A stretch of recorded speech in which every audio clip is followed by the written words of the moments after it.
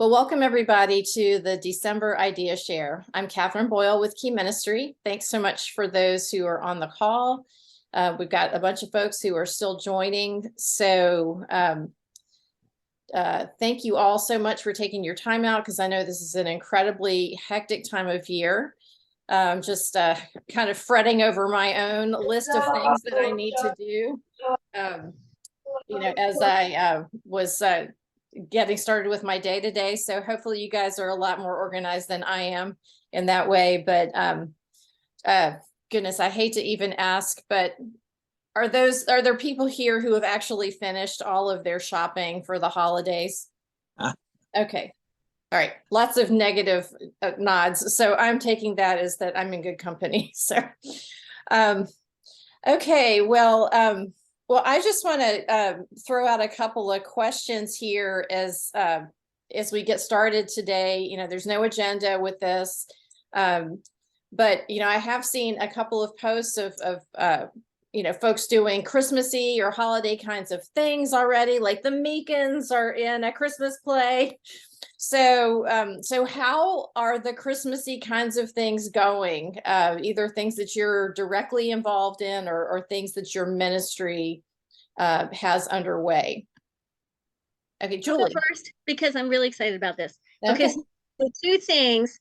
Our church does the Virginia Christmas Spectacular every year, and Amy is just thrilled to be a part of it. And the director just mentioned to us last week, we just love your family. And it's really not our family, it's really Amy's. And we understand that, and we know that, and we love that. And it's so cool because this is a place where she can belong and she can be a part of it and she can do what she loves to do. So that's a big, huge thing, our Amy with disabilities. And then our church also just recently did an event for families in the community that are affected by disability, whether it is, the wide spectrum of disability, which is really, really cool. And it's a community event. So lots of people come from all over Lynchburg to be a part of this. And there's probably like 80 or 90 families that come to this thing. Wow. And so what a joy it was to enter the building, because we knew we wanted to stop by and say hi to everybody and find all the families in our parent support group there having a wonderful time. And so it could be, you have the option of it being a drop-off event or it not being a drop-off event for your kids. And so then that's kind of gives the parents the freedom. If they feel comfortable leaving their kids, they go take a break. If they don't feel comfortable leaving their kids, then we embrace that too. And I love that they get both of those opportunities. Each of the families can make their own decisions. And we've seen families that have not, at the beginning, when they're first getting started, they won't drop off their kids. And then, 2 or 3 years into it, we're like, okay, they're going to take good care of us. And we get students from Liberty University, and they are the one-on-ones with all of the kids that have disabilities and their siblings. Mm-hmm. So the whole family is invited to come. So they have bouncy houses, and they really do it up. And they have a little train that goes around the gym, because we also have a Christian school in our building. So they get on their train. They love the train. What's frustrating for the kids who get older and bigger is that they don't fit on the train anymore. And so that's sad for them. But it's just a really wonderful morning. There's breakfast, free breakfast. So they have like pancakes and bacon, and then they get to do, and they always make sure that there's a gospel story, a gospel presentation every single time. So for Christmas, of course, it is the story of Jesus being born. And so that's good. And Santa's there too, and he's a friend of ours. And so we have a good time with him. And anyway, it's just a really, really cool event for the families in our community. And I am so incredibly excited to be a part of all of that. And so I think you have mentioned this before in our idea shares, or at least the involvement of the local, in your case, it's Liberty University students who come alongside this event and are the volunteers that work with the kids and the families. So how long has this event been going on, or how long has your church been doing this? I'm just curious. I'm going to say probably over 10 years. Okay, excellent. Because we came on the scene 8 years ago, and I know that they have been doing it for at least a few years before that. So gotcha. Yeah, over 10 years. Okay, excellent. Well, and another thing that I heard you say was that, Amy has found a place to belong, or, that event is somewhere where she belongs. Yes, And yes. And yeah, it's I a mean, big deal. It's a really it is big a big deal. deal. Yes. And, you know, and then they get recorded, and you can go to trbc.org/watch, and you can watch all the previous shows. And she's been doing it since a year after we got here. So for the last 7 years, she's Hmm. been a part of the Virginia Christmas Spectacular. Hmm. That's excellent. That's excellent. Okay, who else has something that is underway that they're excited about that they'd like to share about? I say this isn't like necessarily Christmas related, but it's just happening in December. We have a community organization here that does recreation for people with disabilities in the community, and they have recently resurrected their juniors program, which is like preschoolers through like middle school probably. We used to have it prior to the pandemic, and now it's kind of coming back. So they're doing some park meetups with donuts and that kind of stuff for families, and it's been fun to kind of partner with them because I'm able to, you know, talk to families here about it, and I go with my kids, and so it's kind of a fun thing. So we were supposed to meet this last weekend, but it rained here, and it like doesn't rain here that often, so people didn't know what to do, so they just rescheduled it. Everyone's like, oh my gosh, what is this? So that'll be fun. I think that particular organization does a great job of reaching kind of like the young adult population. And so it's nice to see it kind of go down to the youngers. We're trying to figure out, talking to them, trying to figure out what to do with like kind of our middle schoolers, like kind of the middle school, early high school kids. But it's really fun. And I'm excited about these just kind of informal park meetups and stuff like that. Yeah, and that's you know, I love that this is something that you're actively working with your church, right? I mean, like as part of your ministry. Yeah. Okay, because that's such an important thing to hang on a second. That's such an important thing to collaborate with other organizations that are already doing things. You know, none of us have to reinvent the wheel. So that's a great example of coming alongside an organization that's already doing some good work in your community. So anybody else have something going on now? Doc? Yeah, so we're doing a couple fun new things for us. First off, this weekend we are doing our Sensory Santa. Okay. And so on Saturday and Sunday, we are in our office and we'll have scheduled appointments, 20 minutes a piece, where we'll have kind of a winter wonderland, and then families can come in and get pictures with Santa. And then it'll be in a quiet environment. If they want to be in with Santa, great. If not, that's fine too. But we'll have professional photographers doing pictures with them. We'll have a craft area where the kids can do a craft that is going to be nice enough that they could give as a gift to, you know, a parent or a sibling, or they can keep it themselves if they want to do that.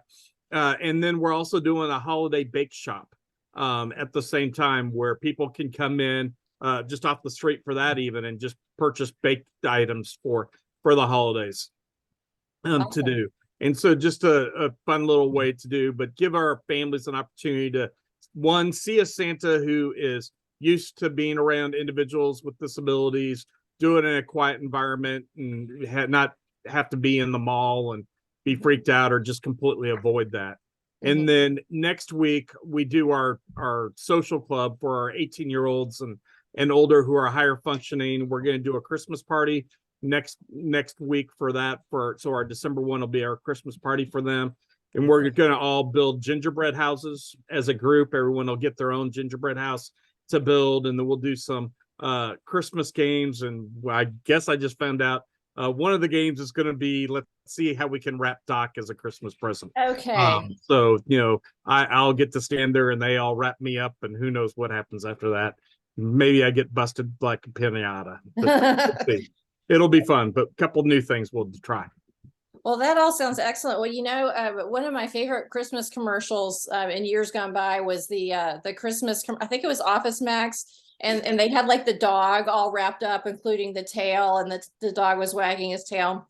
Anyway, so someone has to take video of you, Doc, just saying. But I'm sure there will be. Okay. Well, I have a question about the whole Sensory Santa thing. Now, is that a person that or an organization that already does that? No, we're doing it ourselves. Are you Sensory Santa? I am not Sensory Santa. Okay. No, but but we have a friend who does Santa for us every year and loves Okay. our individuals and friends and is a professional Santa, and he's coming in to do it, offer his time for us. Well, I think that sounds like a great idea. Has anybody else heard of that or doing that sort of thing? You know, it's part of a little twist on your Christmas things. Allison has given a yes to that. I mean, that's what a great idea that is, even for the littles. I mean, just, you know, little kids without disabilities. Neither one of my kids like to go to Santa, so we have no Santa pictures from when they were young. So I have a story about that. The guy that I was telling you that is our friend who is the Santa in the event that we do.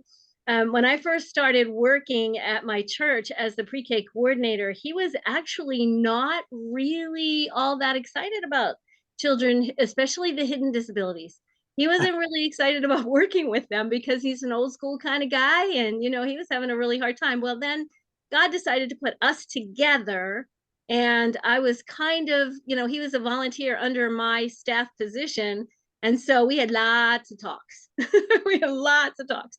And he's a wonderful, big-hearted man, loved the kids. He just couldn't know what to do with kids that were a little atypical for him. And so through those 3 years of working with him, this man is now the Santa for our disability activity in December.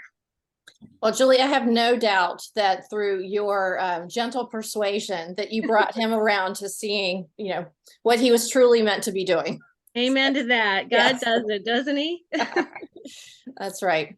So what else is going on that you'd like to share that's going on in your ministry right now?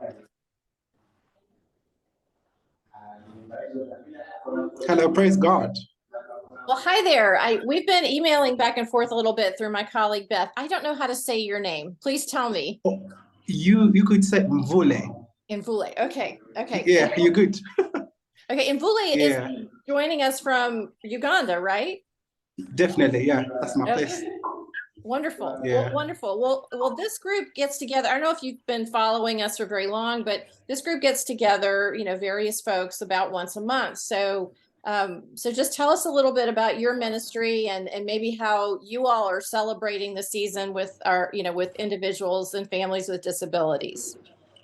Well, my ministry is, of course, Born Again Centered, located in Kampala. That is the heart of Uganda, the capital city of Uganda, registered as a non-government organization operating under the procedures of the government. Good enough, we do work with persons with disabilities, more so those with intellectual disabilities. We look at autism, we look at Down syndrome, cerebral palsy, among others. This Christmas season, we do have a party that is yet to take place on the 16th of this month.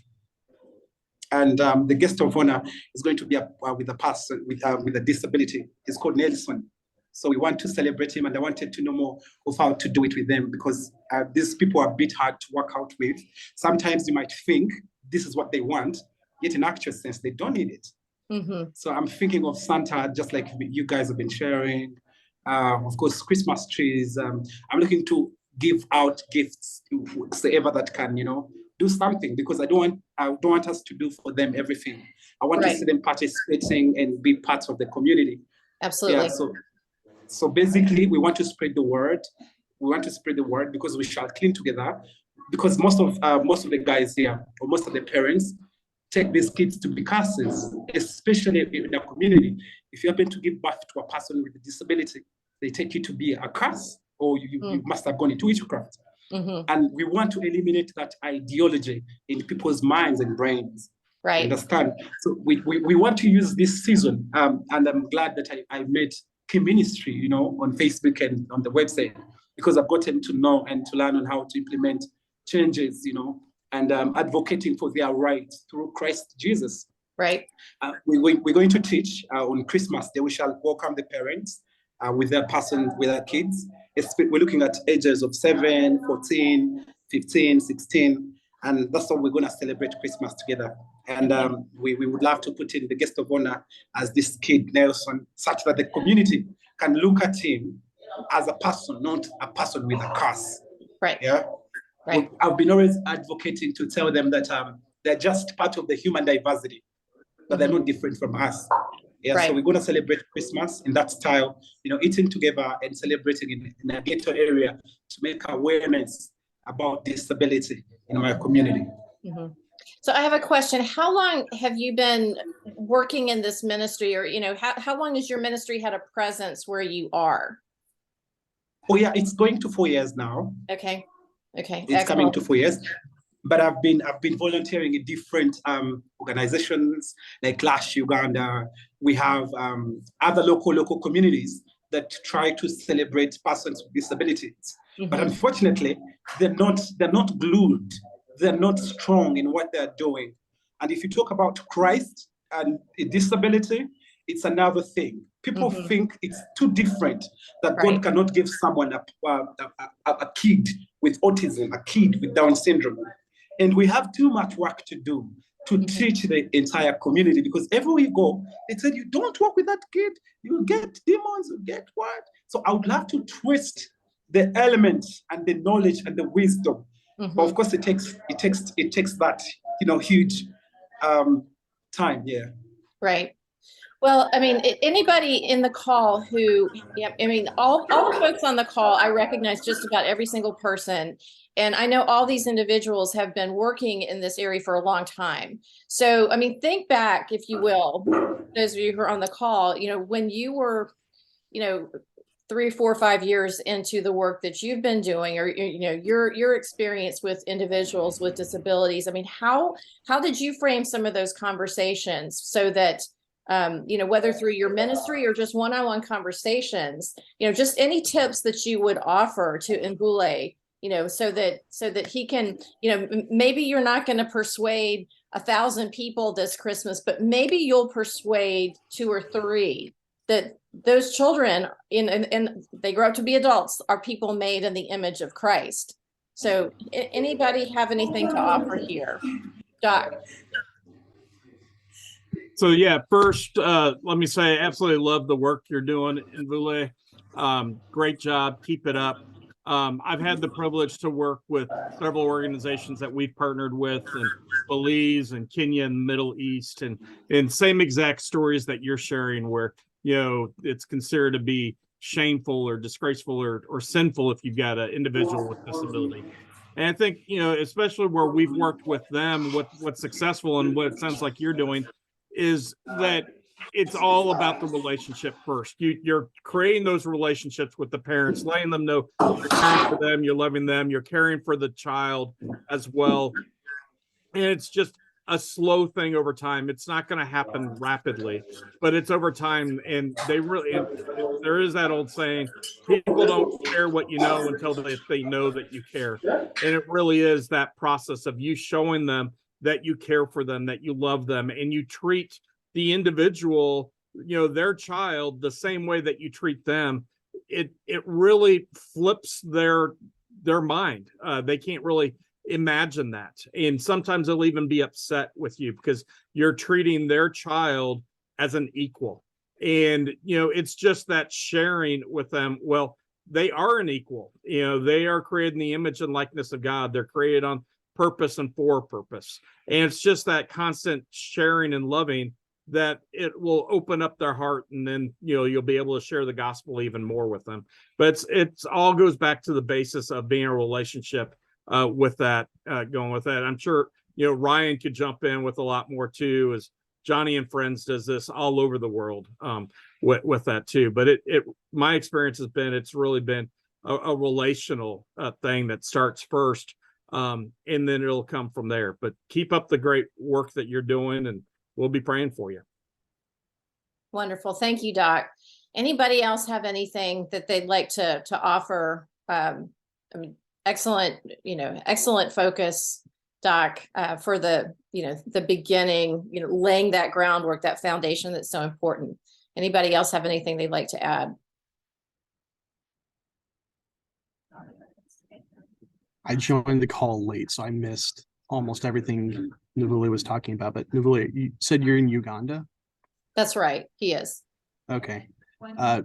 If you would drop your email in there, I'd love to connect you with our in-country partners in Uganda, because I think they would be able to have a much more immediate understanding of the cultural context too, and probably provide some more help and even partnership in there. I don't know if he's still here. He turned off his video, but yeah, if you want to drop your email in the chat, I'd love to connect you with our partners in Uganda. Yeah, we've Ryan, since you weren't able to get on right at 12, he's been communicating with Key Ministry a little bit the last couple of weeks, and he's in Kampala, if that's helpful. Yeah, they're also in Kampala. So okay, excellent. Excellent. Yeah, so Mvule, if you could just put your email in the chat, that would be great. Yeah, thank you so very much. And to supplement on a little bit, while doing this kind of work, I faced a number of challenges, especially with the volunteers that we do have around. Sometimes we have to clean these kids, because parents hide them under their beds, behind the chairs, and we have to go and clean them because they defecate. Some of them vomit, some of them smell, and to get volunteers around, it's a pretty hard thing, to tell someone, please help me, let's clean him.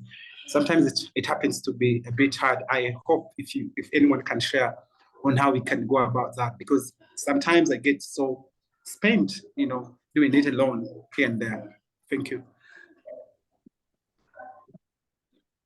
I will say that we have,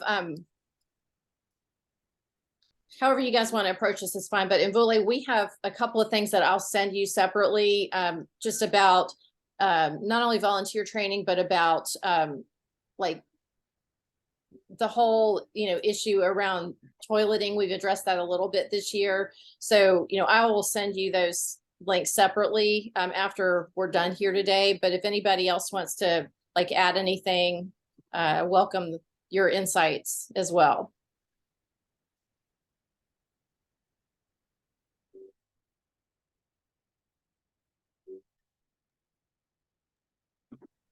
I'd like to say something. That's okay. Yeah, absolutely. Tony, go ahead.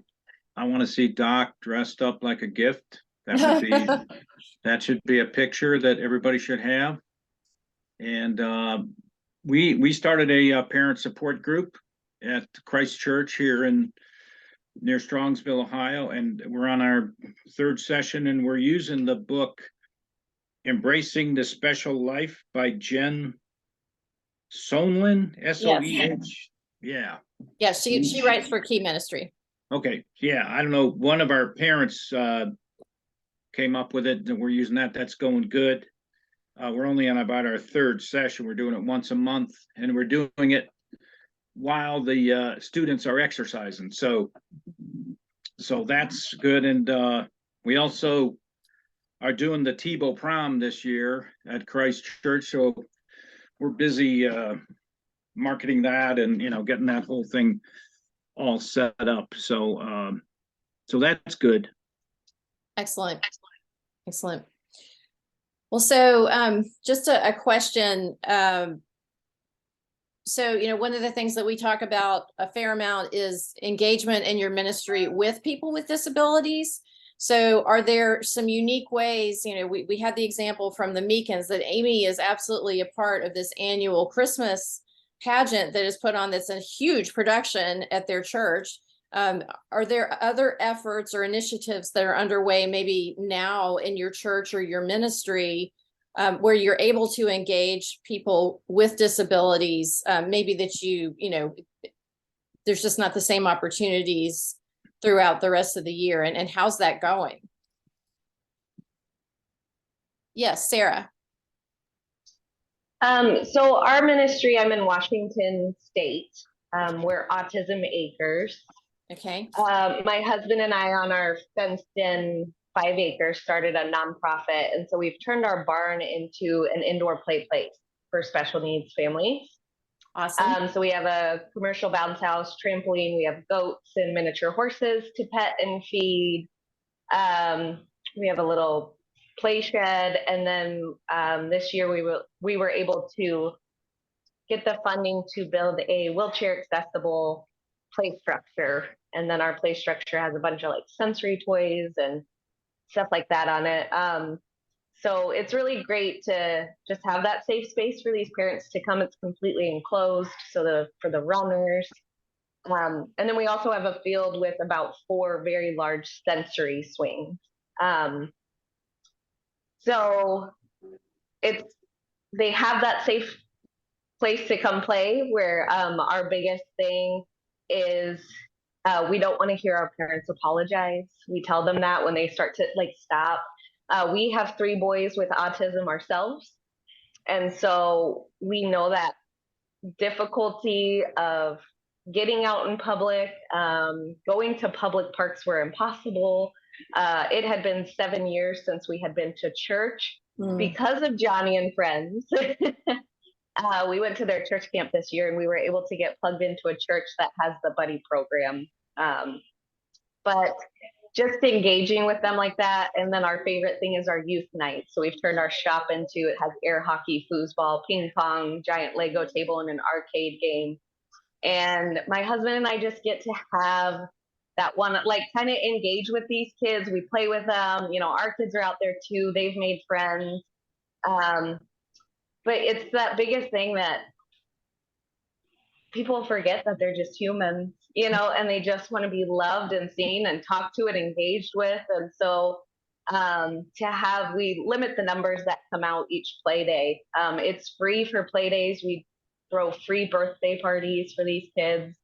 Wow. And a lot of them don't have someone to invite to a birthday party. So we're able to put it out in our community. Like, hey, we have a 9-year-old boy having a birthday party and he needs friends to come. And so we'll get about 10 friends to just come and celebrate these kids. And it's been really amazing. I think the birthday parties have been the most amazing to make these kids feel special, because we have parents tell us for 9, 10, 11 years, their kid has never had a birthday, and so it's like, to make them feel special on their special day has been such a blessing. So if that's something, birthday parties, I think that's a huge thing ministries, could try to participate in for these kids. But absolutely. Yeah, there's lots of nodding heads and hearts. I don't know if you're seeing that, but that is a lovely idea.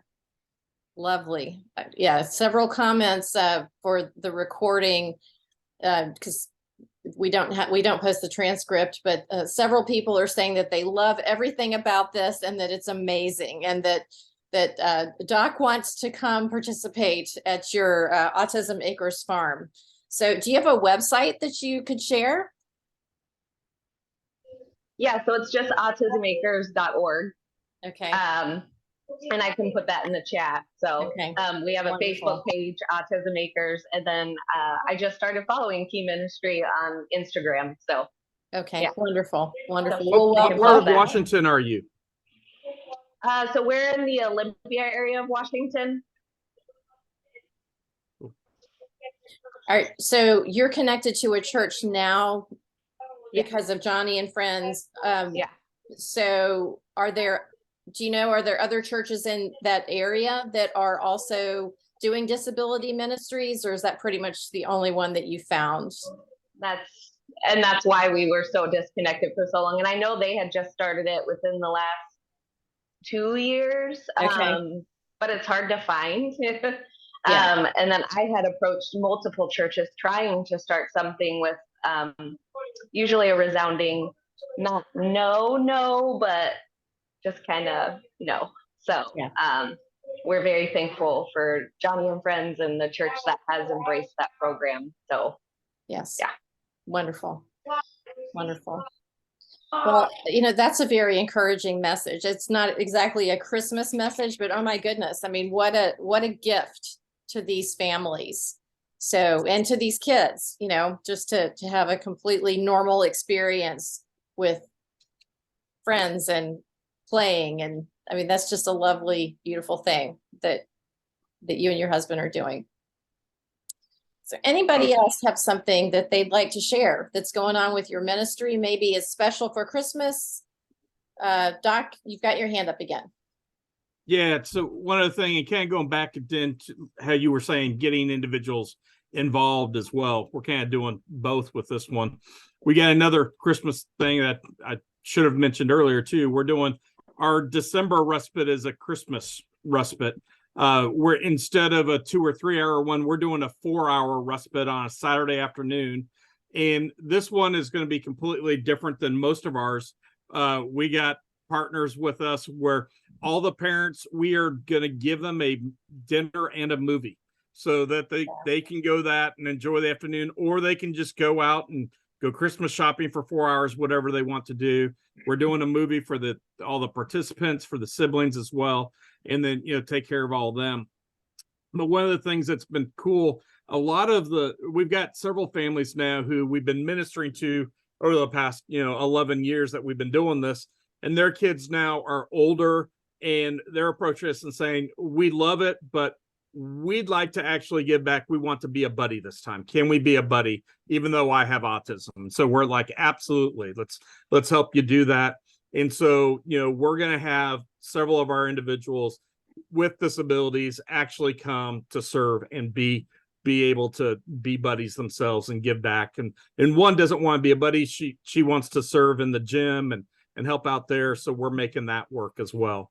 And then, there are other things that we're doing. Last week, we just had another fun thing. And Tony, if you want to see me as a Christmas gift, you should have seen last week. We did dress like bingo, a bingo granny, bingo night. And I ended up dressing up as a bingo granny. Got my whole face shaved as a fundraiser. So I'm growing back in. But it was a lot of fun, and we used some of our individuals to help with the bingo calling. And so they had a ton of fun with that as well. And just a fun night where we were able to have the entire family involved and just do some things out of the box and have fun with that. And then watch them all cheering me on as a bingo granny, which was pretty scary. You don't want to see the pictures of it. It was scary, but if you really want to see them, they're on our Facebook page. You can go see them and see just how scary I was. I did have a couple people make moves on me, which is pretty sad. So, but it was a ton of fun. Just different ways that we're trying to think through how we can get some individuals to help. The last thing, we've got an adult with cerebral palsy who actually just graduated from seminary, pretty profoundly affected, trying to find ways to get involved, and found out that he likes to write. And so we're going to see if we can get him involved to help us write curriculum and some of the things that we're doing for our camps and different things like that. So just, again, finding ways that we can find to match passions and abilities with it, and just have fun with that. Excellent. I see. Okay, Al first, and then Tony. Hello, everyone. I'm in New Jersey, and as of 1 week, I started a nonprofit association. It's called JP's Ability Hope. It's named after my son, John Philip, who has autism. And I was with an organization 24 years, mainly in France, but then the last 7 with disability. It was good and bad. It just got to be a little too complicated.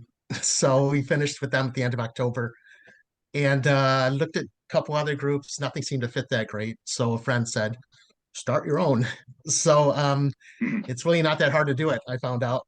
So as of 1 week, we've been incorporated, working on websites and, how to get money in and out, stuff like that. But it's a lot of encouragement from surprising places already from people. So we say we exist to bring hope to individuals and families affected by disability, or of different abilities, I should say. We're trying to use ability rather than disability. So I was at a Christmas party yesterday, a bunch of Christmas events with different groups. A lot of it's supporting organizations, projects, churches in New Jersey, northern New Jersey, doing stuff.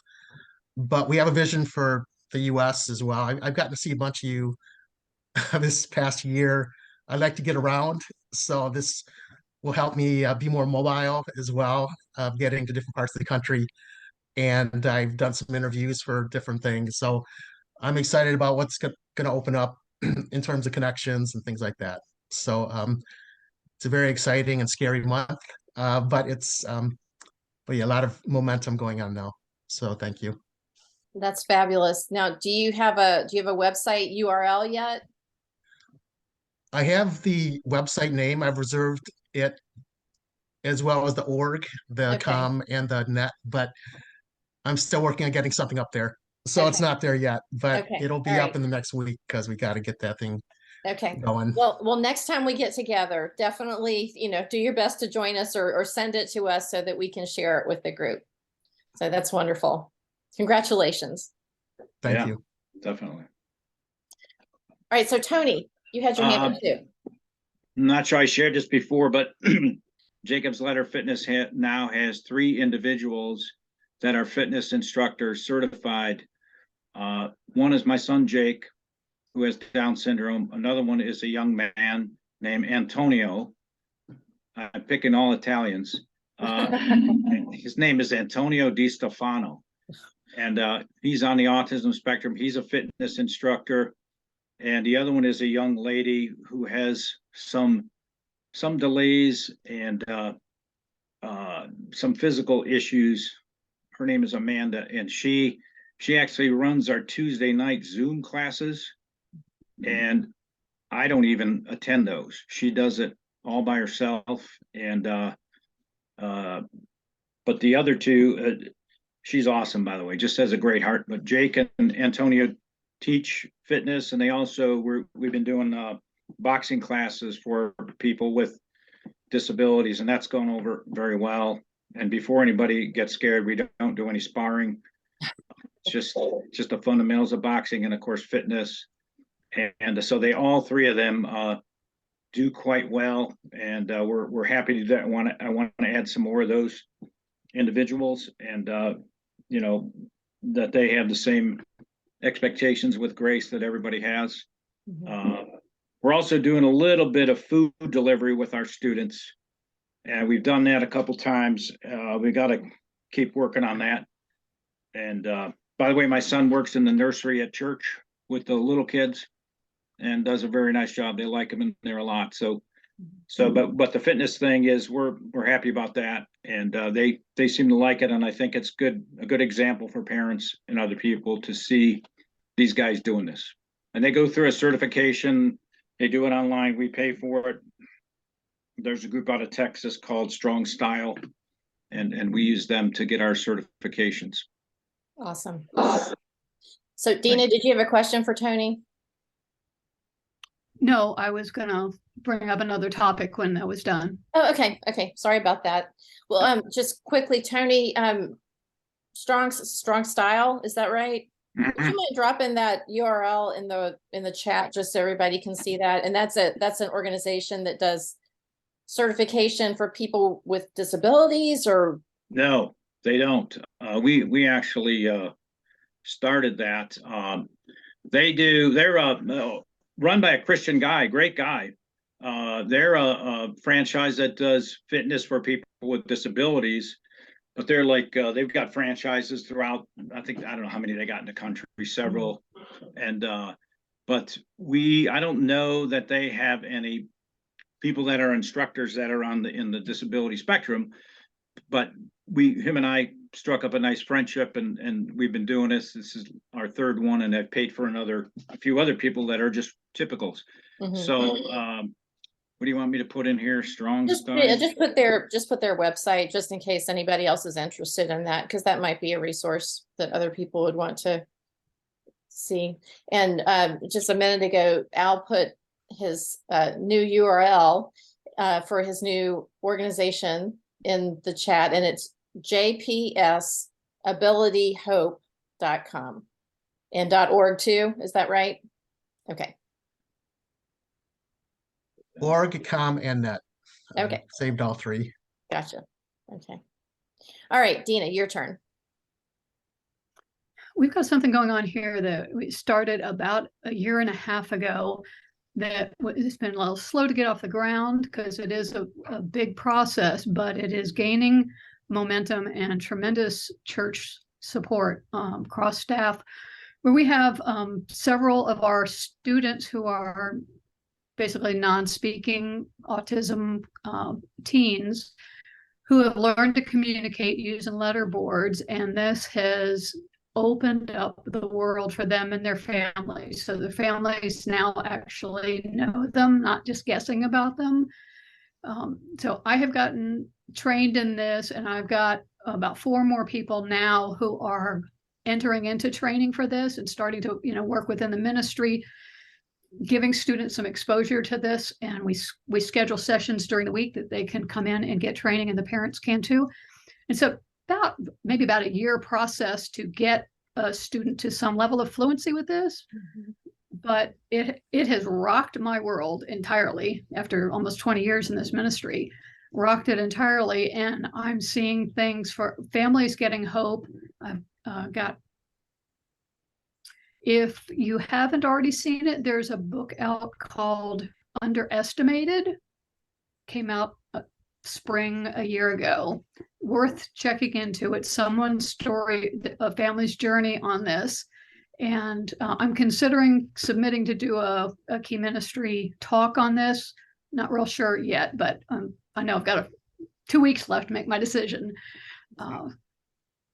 But the possibilities with this are they're mind-blowing when you see it in action. I've got one of my students who I've known since she's 3. She's 16. She just graduated last spring, 2 years early. She's now in university, gotten scholarship offers. All these things have opened up because she can now share what's inside of her, rather than her parents and teachers trying to guess what her body means with the things that it's doing that totally defy what's inside her mind. So that's fabulous. That's a big deal for us here, because autism is the biggest piece of the disability community that we serve here at Idlewild. Mm-hmm. So is anybody else on the call using, letter boards or similar type tools or devices to be able to communicate either, with one individual or more than one? Does anybody have anything to add here? Well, Dina, we definitely would like to hear more about that. And Dina brought up a very good point that I wanted to make before the end of the call, that you are all ministry leaders. You are all invited to apply to speak at the Disability in the Church 2023 conference in Cleveland. It's going to be the last weekend of April. This is our conference that we have every year. We've rebranded this year to make it very clear exactly what we're about, and that is, disability and the church. And I can drop a link in the chat so everybody has access to that. But, we are welcoming particularly new ideas, new voices, ideas that are, engaging individuals and families in the disability community, not just ministry to, but ministry with. We're all about new ideas and collaboration. And so anyway, I will again put the link in the chat, and the deadline is December 16th. So please do submit.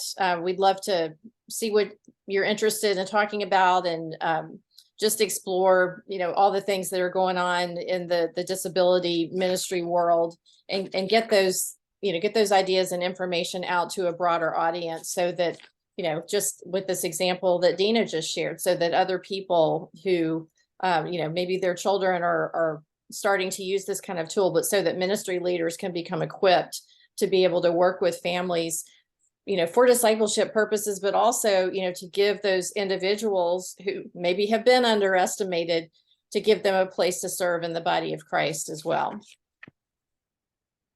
So, well, I have a question where it's about 15 minutes till the top of the hour, but I have a question because this was something that happened at my church yesterday. So our pastor was suddenly ill, and our senior pastor, our worship leader was suddenly ill, and our youth pastor was away on a golf trip with my husband and 34 other men.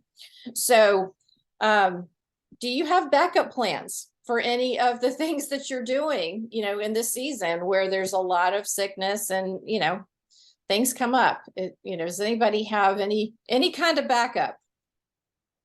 I think this could be a disability ministry roundtable topic. It happens everywhere. Yes, Andrea, you have your hand up. So for the special needs ministry itself, I have a volunteer that I kind of about 2 years ago took under my wing and started mentoring her and teaching her everything that I do.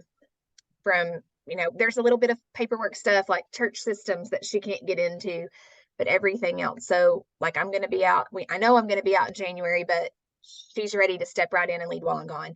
And that would be any week she'd be able to do that. Most of my other volunteers could do it, but maybe not as confidently. But then as far as our church-wide, we're very blessed that on our church staff, all of our, children's pastor, youth pastor, all of them, they also are very good preachers as well as what they do individually. And so our senior pastor is able to pull from them. And then we have a Christian school here. And so our headmaster is also pastoral staff. He also is able to lead in worship. And so we are very blessed. I know that's not the situation at every church, but if somebody has to be out, there's a lot of people that can step in at the last minute if needed. And we've actually had that happen recently quite a bit. So we have a lot of sickness here right now. Yeah.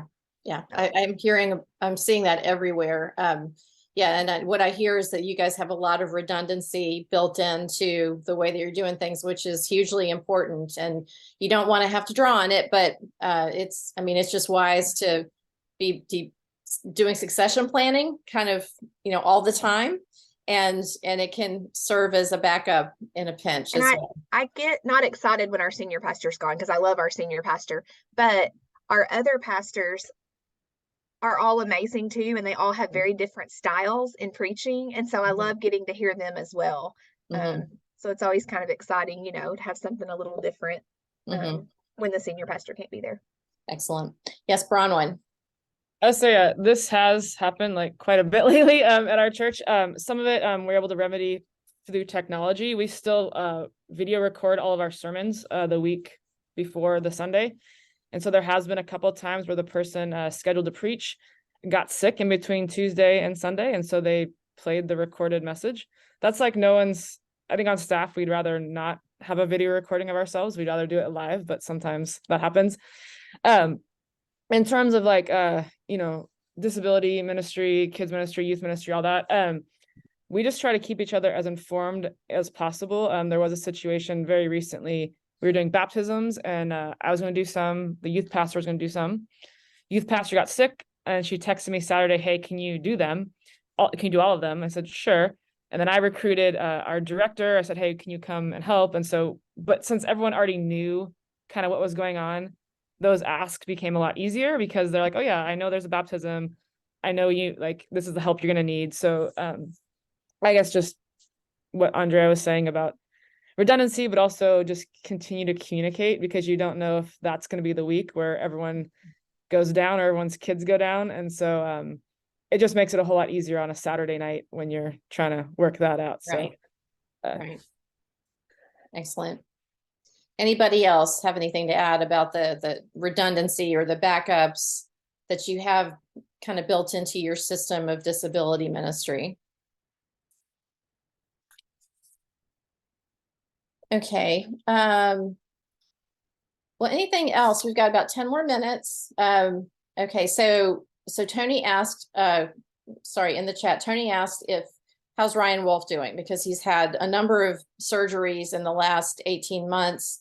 And Bronwyn said that Ryan said he's doing okay. I also saw a post that he shared a couple days ago on his social media that looked like he was doing better.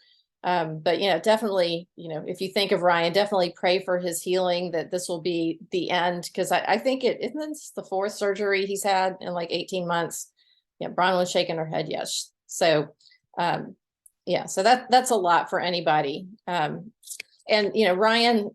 Ryan actually, has said that God has used this time to give him some of his most fruitful ideas, a time when he couldn't be doing anything except kind of laying in bed or sitting in a chair, when he would ordinarily be much more busy. So, God can definitely and will use those times when we think, they're just wasted time. But definitely keep praying for him because we'd like for Ryan's brain and all the work that he does to continue for many more years to come. So Anything else that anybody would like to add before we sign off about your holiday plans or anything that's going on with your ministry right now? Well, I got a question along the lines of what we're talking about. Would it be possible for a few of us to make a presentation at the key ministry thing where the students / people actually did the presentation? Like my guys could do it on fitness. Maybe we combine that with Diana, your people or something, where have our students do the presentation. Well, we are open to great ideas, Tony. So yeah, definitely reach out to, anybody that you'd like to collaborate with. And I mean, if it's, we are very interested in proposals that are not just one person, in part because of what we were just talking about. If the last couple of years have taught us anything, it's that we need to have backups for ourselves and for the work that we do. So, just having 2 or 3 different people is kind of a safety plan, but it's also, it enriches the presentation for the people who are there participating, and it just gives a variety of perspectives, and we're all about that. So but yeah, just connect with whoever you think would be appropriate, and we like those kind of collaborative things. So again, the deadline for submitting is December 16th, end of day, and then we'll be making the announcement to the public by January 9th. And I think our deadline for announcing to all the applicants is January 6th. I mean, frankly, I haven't done a thing with looking at these other than tag them and put them in the file that they need to be in on my email. And I'm pretty sure that Beth and Steve have done the same. So, but we'll be happy to be reading those as we finish out this year and get into the new year. And then last, make sure you always check out the Key Ministry events page. We schedule all of our online events like this there. We do have a disability ministry video roundtable this month. It's on December 21st. And this month it's going to be about volunteer training. So I hope to see most, if not all of you there for that. So Sarah also dropped a YouTube link in the chat, and believe this is to their ministry. This is a video of our progress at Autism Acres. So definitely check that out. And Sarah, thank you so much for joining today, and hope you can join us again soon. It's wonderful to hear about what you're doing out there in Washington. So, well, you guys, if I don't see you again before Christmas, everybody have a wonderful holiday. Thank you so much for the work that you do. It's a pleasure and a joy to serve with you all. Take care.